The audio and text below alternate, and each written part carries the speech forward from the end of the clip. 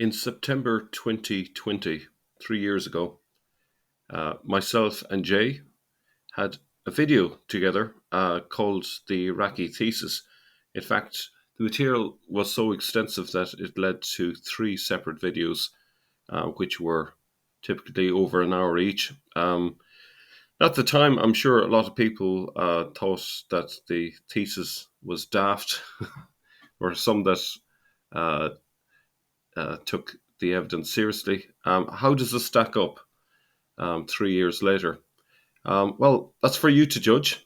We have obviously discovered an awful lot since, and later this month, I'm going to be releasing a new video which actually will go to confirm a lot of what I had said those 3 years ago.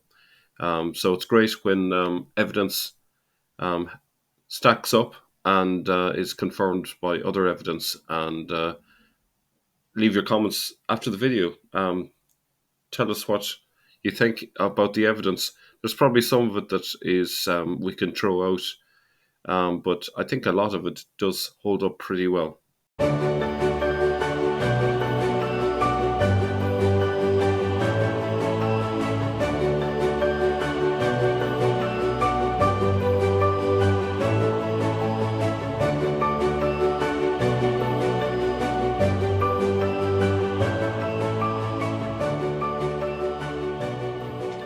Well, welcome back. This is Dr. Jay Smith and also Mel from Sneakers Corner. It seems like the last two videos that we've just put up this week have really gone viral with over 20,000 viewings for both videos. And the one we just put on concerning who really Muhammad is, the original Muhammad, have we found him, or has Mel found him, I should say, has certainly gone quickly to the top. So because of that, we wanted to do a third follow-up video. Now, this is new material that Mel has been looking at. He's been putting it together. He's coming up with conclusions. You may not necessarily agree with all his conclusions. That's okay. That's okay. This is why we're doing this. These are what we call white papers. These are basically what-if scenarios, possible scenarios because of the evidence that we're finding. Now, remember, we've always said that we're interested in what's happening in the 7th century. We've already given up on the 9th and 10th century. We made that very clear in all of our videos. It is too late. It is too far away. Interestingly, the 9th and 10th traditions all come from Iraq. Iraq. Well, that's interesting. Okay, let's come back here again, because things were happening in Iraq. Things were going on in Iraq in the 7th century as well. And that's why Mel, as a historian, this is what all historians should do. Whenever you are introduced with material from a certain century, for heaven's sakes, go back to that century, go back to where those events happened, go back to where those events not only happened, but where the names, dates, places are coming out of. Investigate them on their own terms.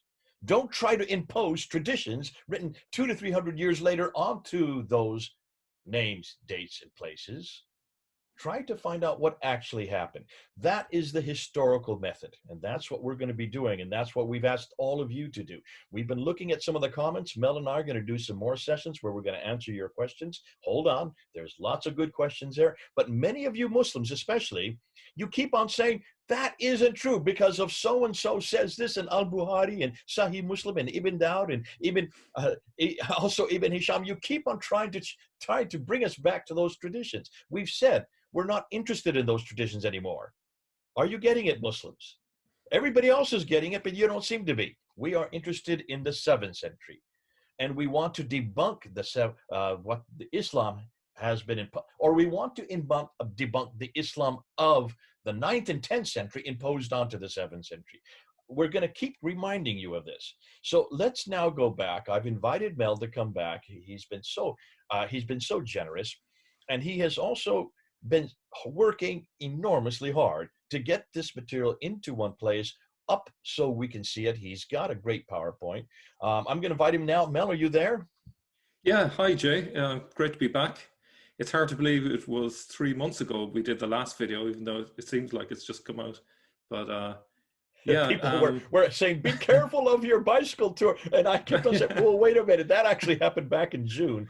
But Yeah. he's now back at home. You're back where you're supposed to be. And you're really Yeah. digging into this new material. And Mel, you now start and give us an introduction as to what you mean by the Iraqi scenario before we get into the PowerPoint. Yeah, so the Iraqi thesis is basically a collection of different data points, which all points to an origin for Islam, which is up in the Iraqi region. We saw in the first video that we did in this series, where I looked at the rock inscriptions, there was a lot of evidence pointing to a kind of a pre-Islam period during the 7th century, where there was an absence of Muhammad. So going into this second video that we did, what I was doing is not just saying, okay, he didn't exist, which some people misinterpreted that video. I was saying, okay, there must be a reason he's not on the rock inscriptions, because he should have been. Yeah. And a good reason would be that perhaps whatever figure the whole myth or legend of Muhammad is based on, he must have gone under another name. Because if we think back to what Robert Spencer had said, he referred to Muhammad as likely being a title, which I would agree with too. So in terms of that second video, then the whole point of that was to show that, okay, if there was a real person, let's look at the sources. What would fit the bill? So when we look at some of the earliest sources that we have, there's a number of things that is required. He has to be connected to a tribe called the Tayaye. That's one of the earliest sources. And there are also multiple sources, which I didn't even go through all of them, but there's multiple sources that contradict the Islamic tradition from the 7th century that call him a king. Now, we can dispute about what exactly they meant by king. Was he a governor? Was he just simply elected by the other Arabs? And, that's where we're going with the second one. And so I looked at who was the prominent person in the right time frame. I found from multiple sources a guy called Iyas ibn Kabisha al-Tai, which means that he belonged to the Tai or Tayaye tribe. And then I just went from there, and I just looked at the different information to see whether there was multiple things pointing to an identity between him and the legend of Muhammad.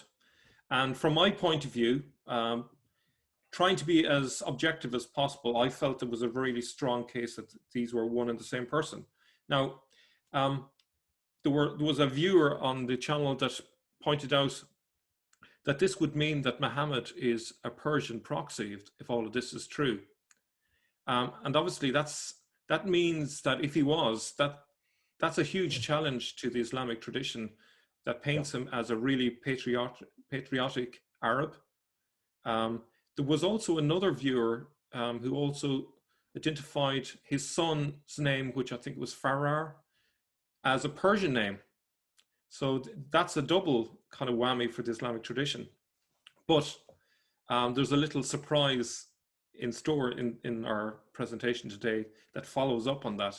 So even though this, my conclusions threw up the possibility that there's a Persian connection, I was able to find another source that's rarely mentioned on the internet, which also reinforces that perception of a Persian connection. Right. Listen, why don't you go ahead and start putting up the PowerPoint? I'm just going to make sure that people understand when you say Iraqi, we're talking about the Euphrates, the Tigris, that what used to be called Mesopotamia. This is the area that is Iraq today. So when we say Iraq, we mean Iraq today. But it's that area much further northeast of Mecca and Medina. This is where a lot of your great history has taken place, ancient great history. And it's between those two rivers, the Tigris and Euphrates, where we're now heading into. Now, remember, up until the 7th century, that was Persian. That was a Sasanian area. That was the Persian empires. Khosrau and these great kings are from that area.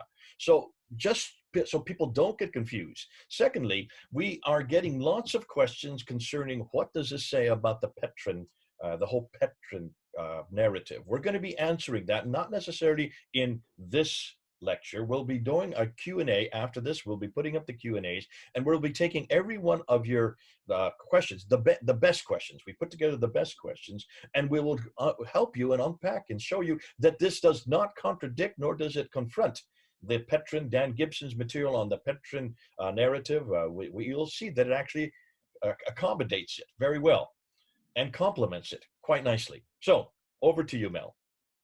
Thank you, Jay.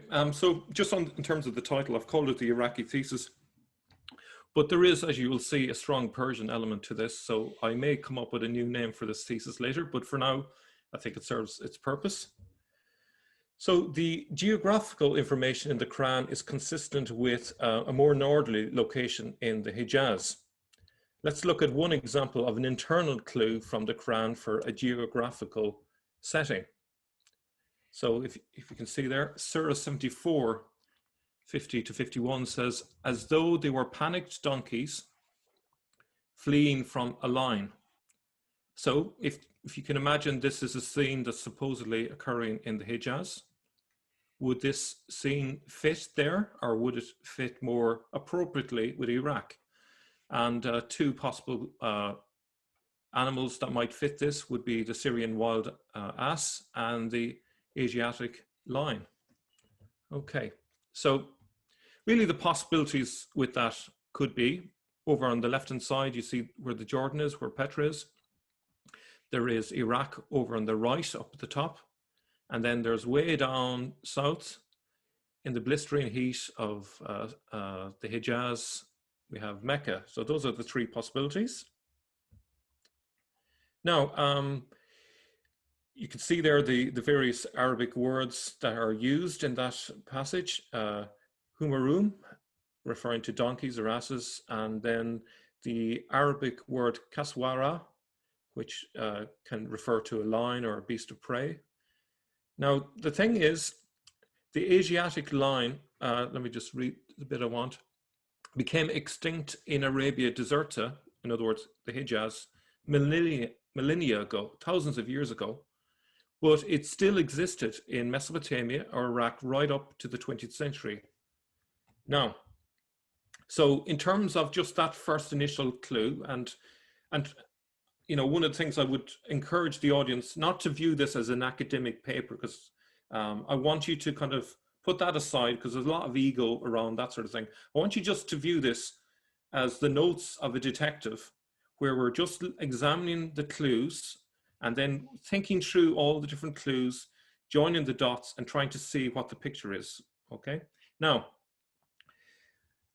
I am going to actually shoot myself in the foot for a moment, because yes, I could easily say this is a piece of evidence to prove that the Quran wasn't written in the Hijaz, but you know, someone could, as an objection, say, well, the person could have been writing this in the Hijaz, but talking about a visit they'd been to somewhere else.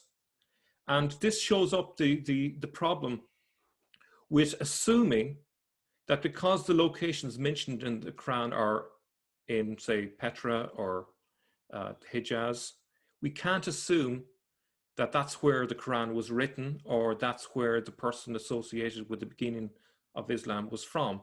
That's a false assumption, I'm going to say. Now, so many of the locations mentioned in the Quran cluster around Petra, okay, that's a given. And I think Dan Gibson has done a fine job at demonstrating that conclusively. The focus is on Petra, that is correct, and it is romanticized, much the same as the Babylonian Jews focused on and romanticized Jerusalem. However, the locations that are mentioned in the Quran don't necessarily mean that the Quran was produced or written there. Let me just jump in here real quickly, yeah. Mel. Just to give people background on this, one of the things that Dan has come up with, and the reason why Petra is so important, is because the Nabateans, that was their city of tombs and temples. That is where they buried their people. Remember, the Nabateans were traders, so they were trading all the way out to China and India. They were going all over the known world at that time. But because of the fact they didn't really have their own empire and they didn't have their own political entity, they were much more, they were in and out of many people's empires.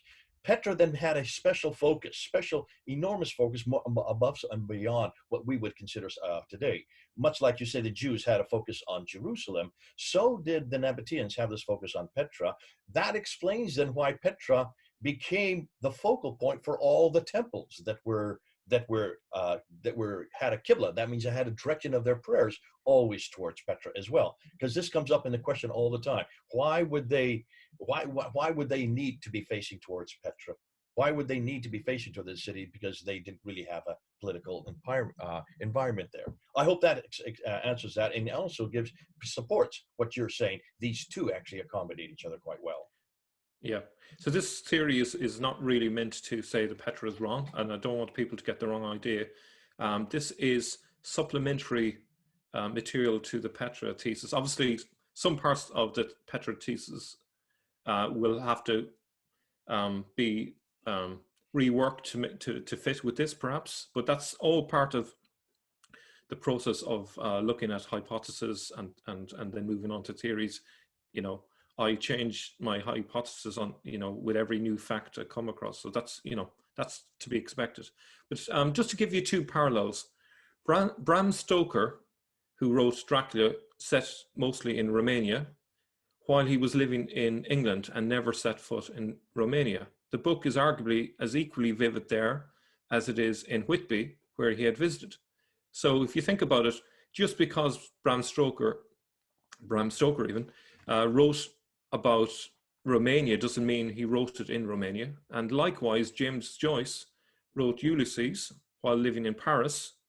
And despite his remarkable intimate knowledge of Dublin, it was entirely from memory. And I don't know if many of your audience have read that book. It has 250,000 words, a unique vocabulary of 35,000 words. And yet you could nearly draw a map of Dublin from it. It's incredibly detailed. And yet the amazing thing is he wasn't in Dublin while he was writing this. Amazing. So the same thing could apply with the Quran. It doesn't require people to be living there, but it definitely shows a great interest in the whole Nabatean area for obvious reasons. It's close to the heart of the Arabs, being the heart of the previous Arab empire. So that there's good reasons for Petra to be the focus. So just moving on then from that, what may be more revealing is thinking about the audience, the stories referred to, and the language used. I've done a little bit of writing in my past, and I'm sure many of you may have done so too. And you may remember your teacher, whenever you wrote an essay, say, think about the audience. It's all about the audience. So that's what we're going to focus on. Who is the audience? Let's think about who is the Quran talking to? Where are they? That's a key thing. What language is being used which would suit that audience? So all of these things, thinking about the language, the words used, the stories that are alluded to, all tell you a lot about the audience. So essentially this would give us a drawing, if you like, of the audience. The way a detective might hear a description of a criminal and they get an artist to draw what they think the criminal would look like. He's got a big nose, he's got red hair, and he's such a height. Well, all of this evidence gives us a picture of the audience. And then if we think about where is the audience, we know where the Quran was written. So this is the logic behind my thesis.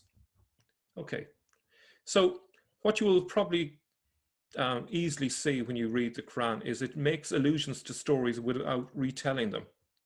And I think, Jay, you spoke to me before that there was either no story fully told or maybe just one story. Do you remember? We're finding, and this is what Patricia Crone came up with, that is that lots of the stories that you see in the Quran, they don't have beginnings, they don't have end, which suggests that they are borrowed and introduced knowing that the audience already knew the story. That's why you would not have to give an introduction and a conclusion. You just refer to it in passing, like we do, like you just did with Bram Stoker. You just give and you mention it. You don't give the whole story. You just talk about it. And that by doing that, that shows that the audience was familiar with it. And that's what you see all through the Quran. And many times you even give contradictory stories. If you look and see with Abraham, you can see two different stories about the Kaaba that actually contradict each other.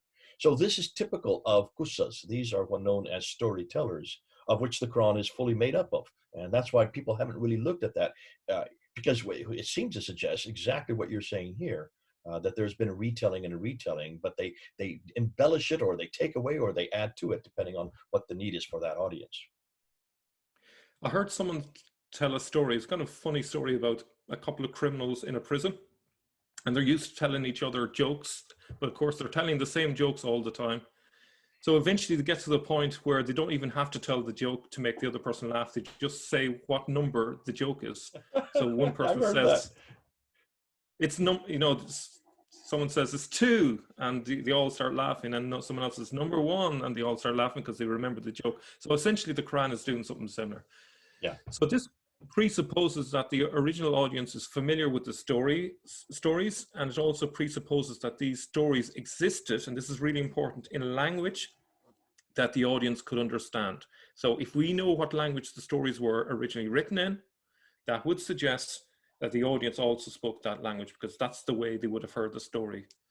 Let me just interject. Let me just give you this quote from Patricia Corona herself. I've just pulled it up here, which she said in her 1987 Meccan Trade. She says, as storyteller followed upon storyteller, the recollection of the past is reduced to a common stock of stories, themes, and motifs that could be combined and recombined into a profusion of apparently factual accounts. Each combination and recombination would generate new details, and as spurious information accumulated, genuine information would be lost. In the absence of an alternative tradition, early scholars were forced to rely on the tales of storytellers, as did Ibn Ishaq, Waqidi, and other historians. It is because they relied on the same repertoire of tales that they all said much the same or similar things. So that supports what you're just saying. She found that out. In her studies, you're finding it out in your research. Yeah, it's really amazing when you do research how much you see other scholars saying the same sort of thing, except they had a completely different line of research, and you discover they have come to the same conclusion. So that's quite reassuring. So if we look at the location of spoken Aramaic in the 7th century, this is a rough indication, I've just drawn this myself, of where you would find Aramaic in the 7th century. Now, since this time, Aramaic has been reduced in these areas because other languages have taken over, mostly Arabic. But this is. Can you say something, Mel, here about how that Aramaic is a precursor to Arabic? Yes, they are both Semitic languages. There is evidence to suggest that while Arabic is a sister language to Aramaic, the line of influence is from Aramaic to Arabic rather than the other way around. But there'll be more on that later. I'll hold off on that for the moment. But the key thing to note at this stage is that in the area of Iraq, which is mostly the part that's on the right-hand side, where the rivers Euphrates and the Tigris are, that's the key area of interest to us. And as you can see also, Petra is over in another Aramaic area where the Nabatean script came from. I'm going to be talking about the different dialects of Aramaic in the different areas, because that's actually another key bit of information that can allow us to go from, say, a low resolution picture, what went on, to a much higher resolution picture.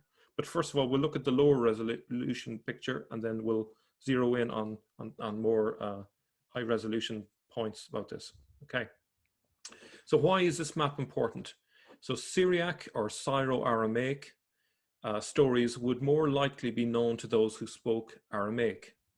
These Aramaic stories are merely alluded to in the Quran as if the audience doesn't need to be told them, or don't need to be told them. The text is in dialogue with Syriac Christian literature, such as that concerning the 7 sleepers and the 2-horned one, Dul al-Qarnayn, in Surah 18. 70% of the Quran's foreign words are Aramaic, which shows a very close connection between the Quran and Aramaic, including some of the most important words for Islam. The Quran comes from Kiryana, which is an Aramaic word which means lectionary, and then surah and ayah. Now, the word ayah we often translated to mean verse, but actually in the original, it can have two meanings. And the primary meaning would be a sign or miracle. So that's why in some parts of the Quran, you see the Quran talking about that the ayahs will, convince you and persuade you, and they are proofs and so on. So that's what the primary meaning of it was. Now, we also find certain words that have caused a lot of confusion, like, for example, the word huri, which you find in the Quran.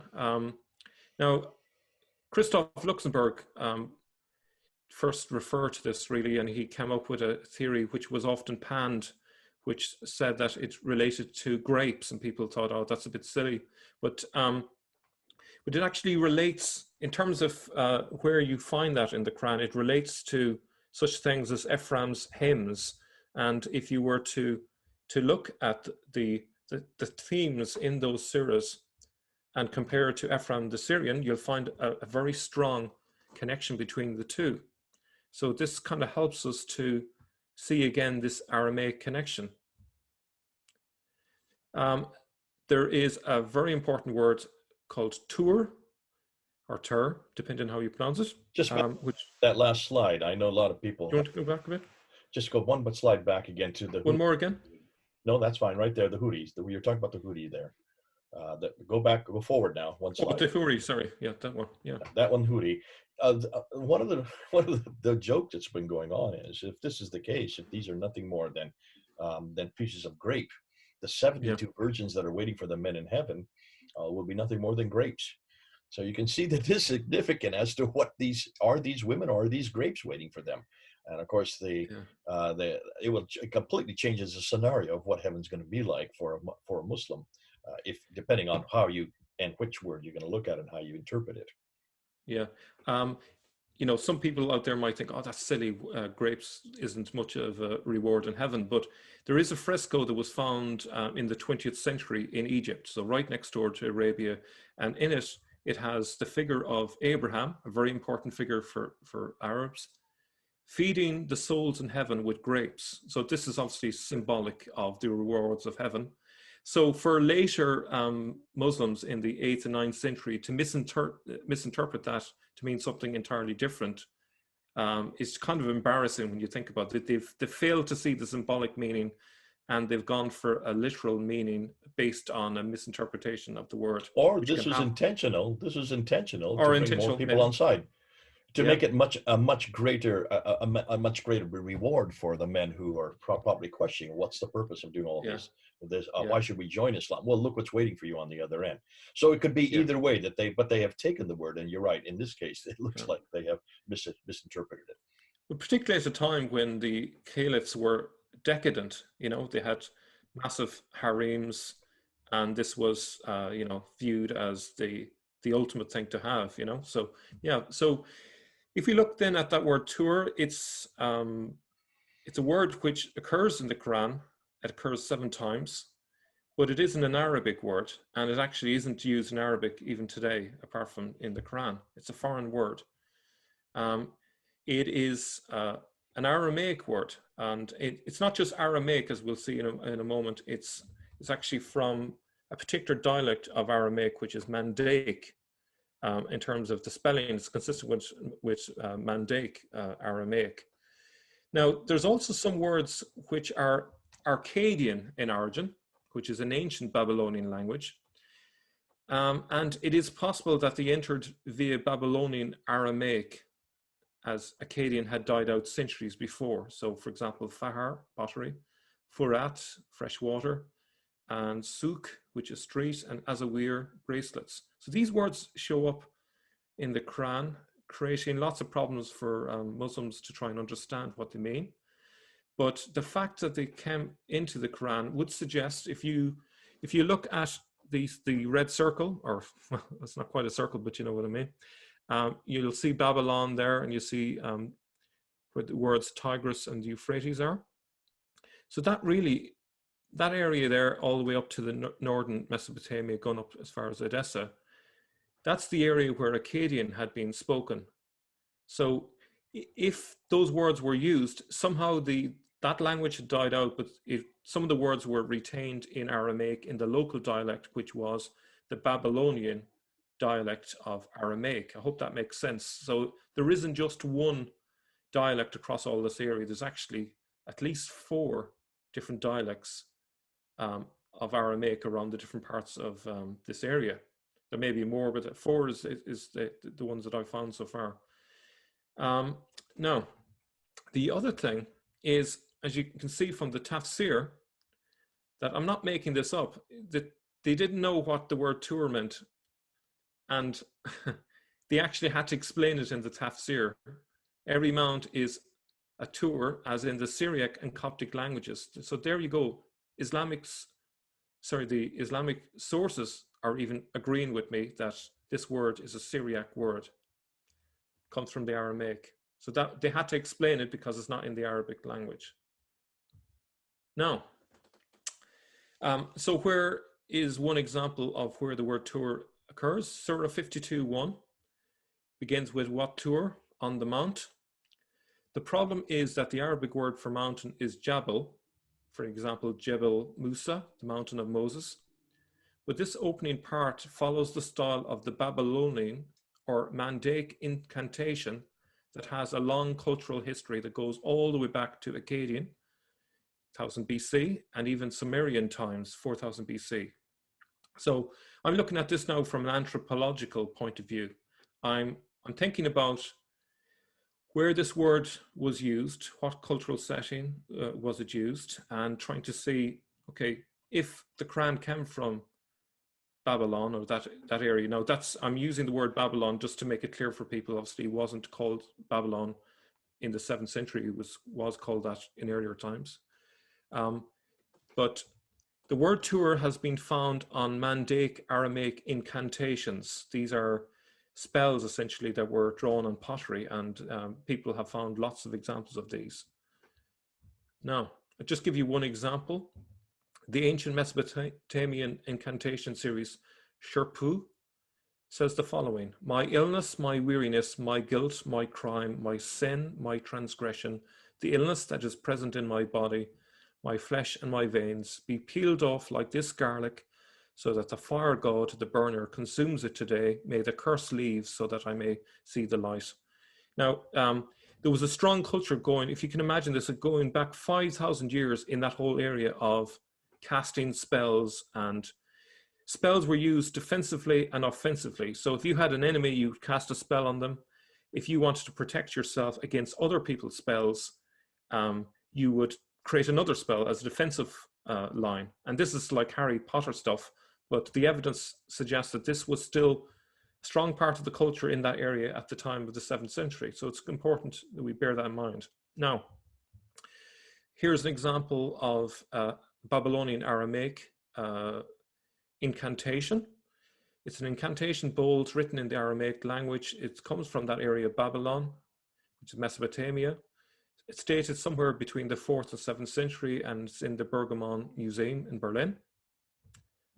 And if we analyze the surah, we actually, at least according to me, I haven't heard anyone else say this, but based on what I know from the cultural background, this is my interpretation. So I may be wrong, but it seems to me that this is a fair interpretation. So when a person casts a spell, what they do is they call on the powers of nature.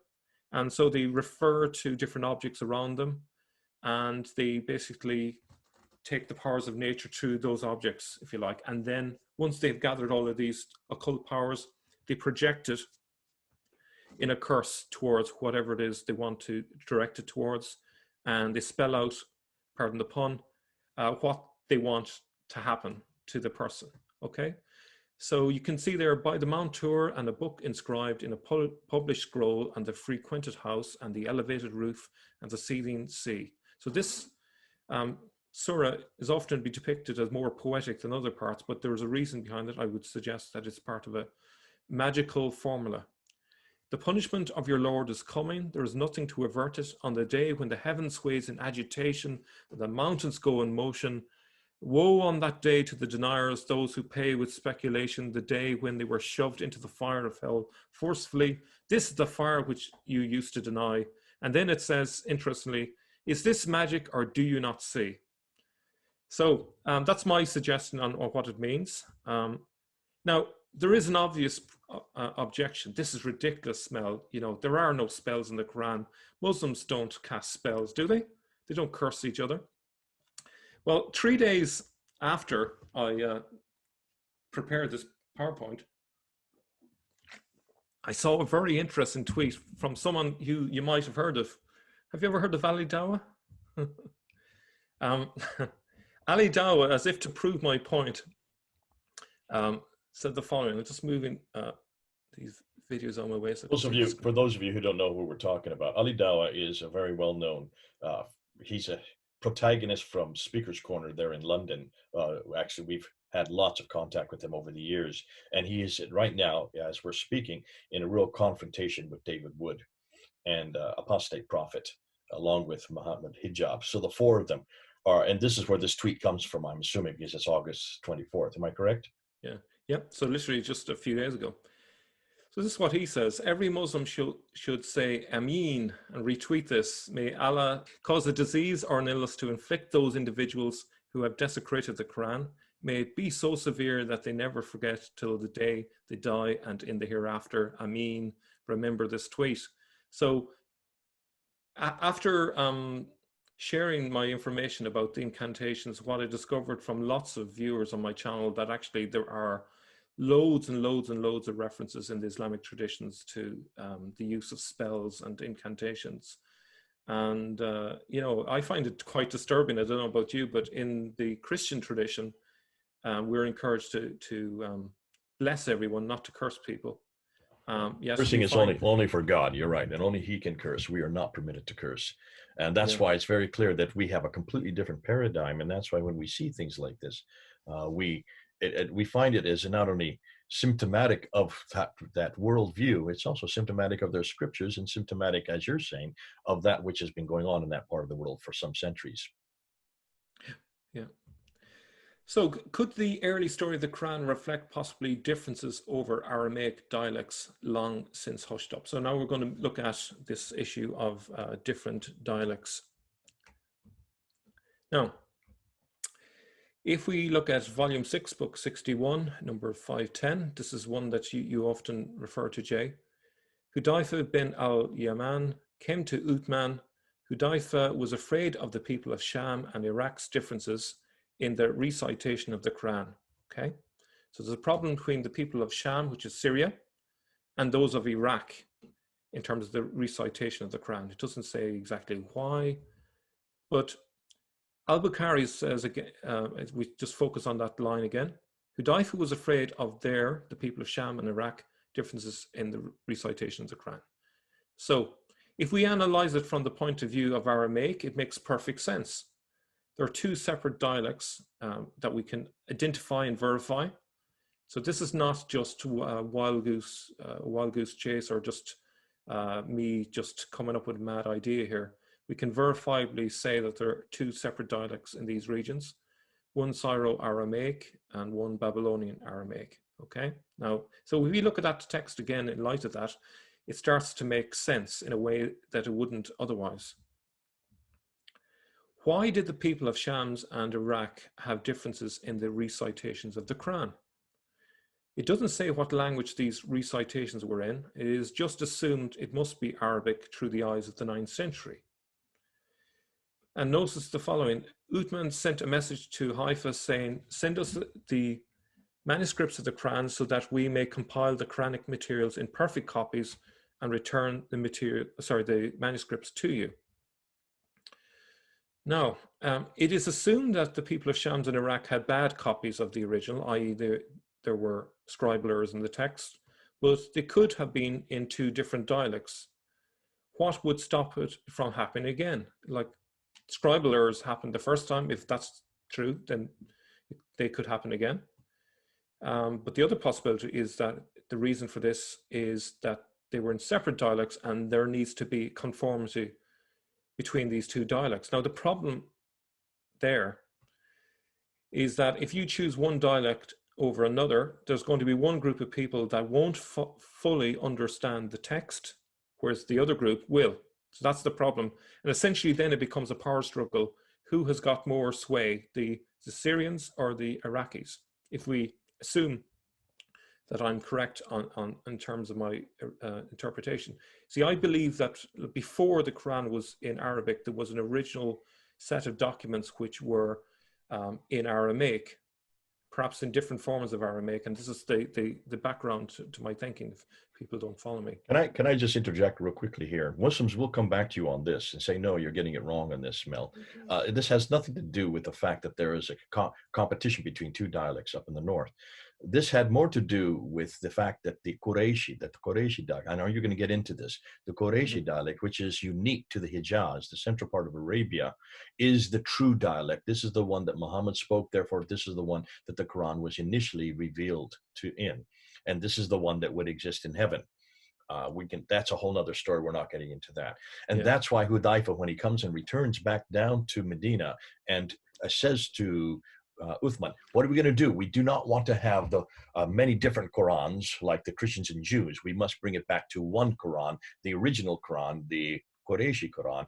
And that's why then Uthman then turns around and burns those others from Shams and Iraq after he gets this final Qurayshi dialect, or the Qurayshi Quran, and sends it to 5 cities. Look at 3 of those cities are in Iraq, 2 in Iraq and 1 in Syria, sorry. So you can see that by doing that, he is, what Muslims will say, and I know you're going to answer this, but the Muslims will say this has nothing to do with the competition of those northern dialects. It's the eradication of those northern dialects because of the fact that Qurayshi is the standard that is in heaven, and there's also that what Muhammad would have spoken. Yeah. So I'm going to suggest there, on this point, there's not just a hole in the Islamic tradition, there's a Grand Canyon in the Islamic tradition, and I'm going to drive a stagecoach and horses right through it now. There is no tribe called Quraysh that I could find in the 7th century. I love this. This is why it's so good. Good on you. Right on. There is clear evidence that the tribe that Muhammad belonged to was the Tayyaye. That's their earliest sources. There is no earlier than that. So our very first mention in the 7th century clearly says the Tayyaye of Muhammad. You can't get around that. So this 8th and 9th century myth of a Quraysh tribe that Muhammad belongs to is wrong. And I'm going to show you how that mistake, which probably was partly accidental, partly on purpose, but I'm going to show you why this mistake entered the Islamic tradition and where it came from. Now, it does require a little bit of devilment in terms of linguistics and a lot of playing around with letters, which is not something that is beyond the possibility of the Islamic tradition to do, because as we can see in lots of different examples, there is a lot of covering up and changing and editing and deleting and so on. And this is just another example of a long, long list of manipulation going on since the 7th century. So without further ado, Hafsa sent it to Uthman. Uthman then ordered Zayd bin Thabit, Abdullah bin Az-Zubair, Saeed bin Alas, and Abdur Rahman bin Harith bin Hisham to write the manuscripts in perfect copies. Uthman said to the 3 Qurayshi men, in case you disagree with Zayd bin Thabit on any point in the Quran, then write it in the dialect of Quraysh. The Quran was revealed in their tongue. Okay, now, here's the problem. This is the hole in the Islamic narrative that I want to point out. The dispute is between Syria and Iraq.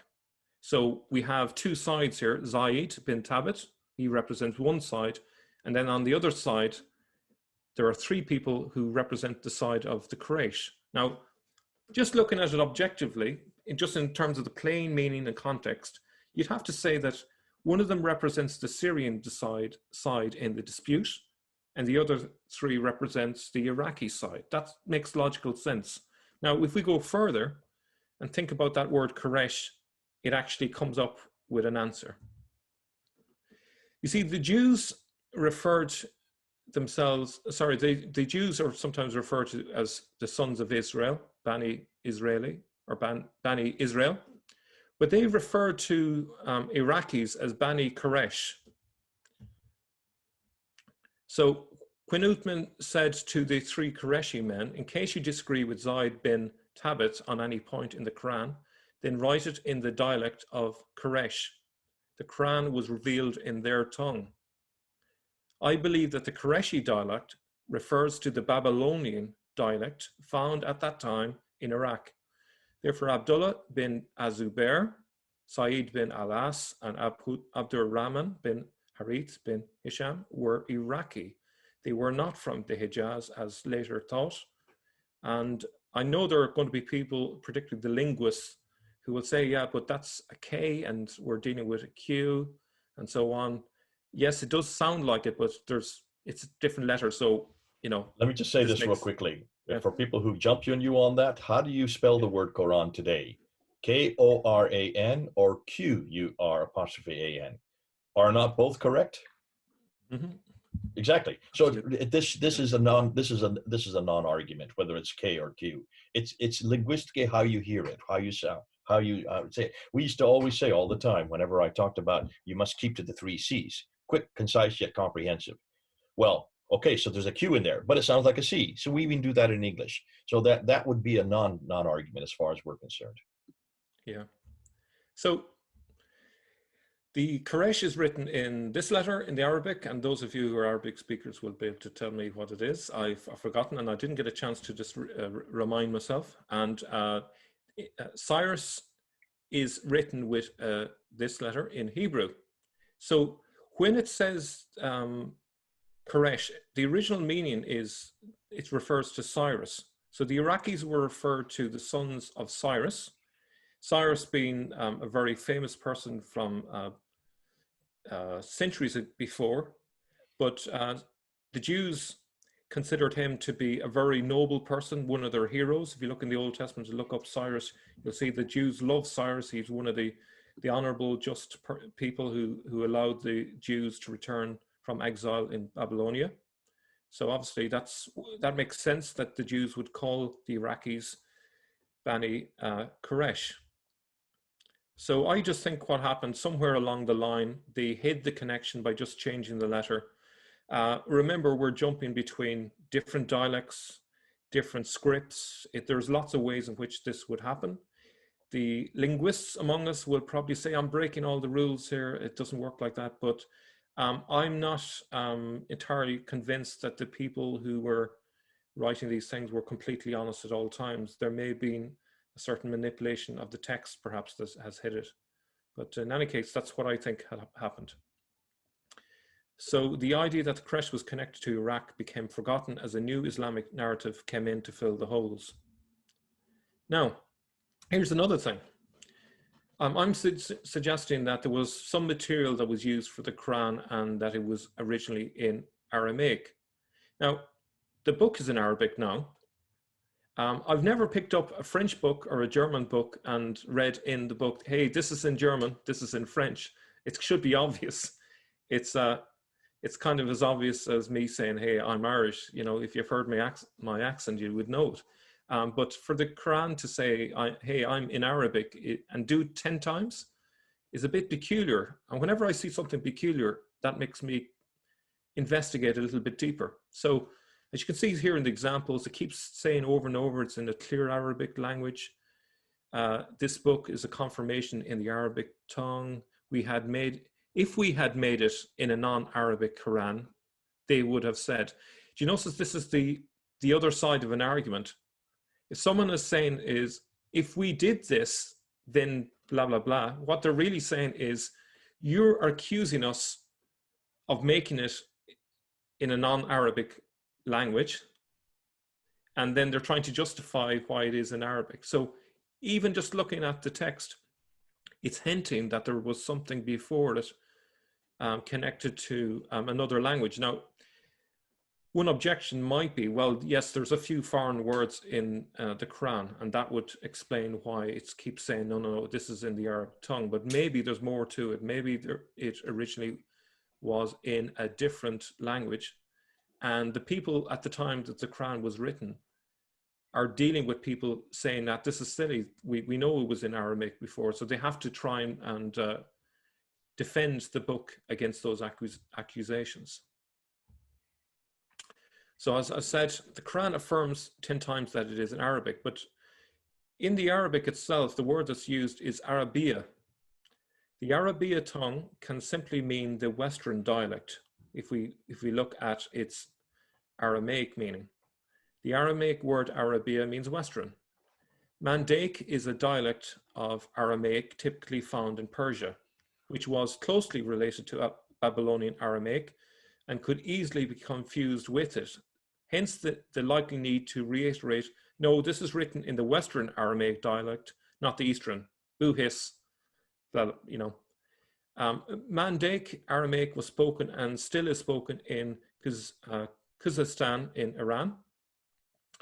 Gabriel Salma claims that the word in Arabic is actually a mistake in punctuation, and it is actually, as you can see the word there, it means foreign or west of Mesopotamia. So that literally, there's only a dot in the difference.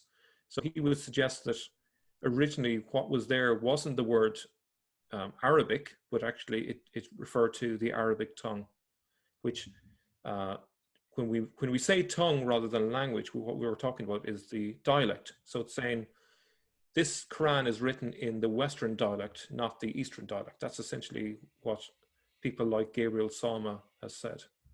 Now, if we look at it in the context of a map, Mandaic Aramaic is there. Now, it also existed in other parts as well, but that's where it came from. Bear in mind that people were nomads as well as settled. So, you know, dialects moved around with tribes and so on, but mostly it was in that region there. As you can see, Mandaic is in the eastern part, Babylonian is the western part.